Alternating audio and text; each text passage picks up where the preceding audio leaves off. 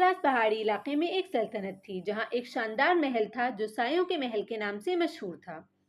یہ محل کبھی خوبصورتی اور خوشی کی علامت تھا، لیکن ایک جادوگرنی میلوینا جو سایوں کی ملکہ تھی، اس نے ایک خوبصورت شہزادی کو اس کی دیواروں کے اندر قید کر دیا تھا۔ سلطنت کے لوگ سایوں کے محل کے بارے میں بات کرتے کہ اگر کوئی جھیل میں چھپے جادوئی آئینے کو توڑ دے تو سایوں کا محل جادوگرنی میلوینا کے سائے سے آزاد ہو جائے گا اور شہزادی بچ جائے گی۔ جب یہ کہانی پڑوسی سلطنت کے شہزادے رونن تک پہنچی تو اس نے شہزادی کو بچانے کا فیصلہ کیا۔ شہزادہ رونن بہت بہادر اور ہمت والا تھا۔ اس کے پاس جانوروں سے بات کرنے کی صلاحیت تھی۔ اس نے اعلان کیا کہ میں شہزادی کو اس محل سے آزاد کرواؤں گا۔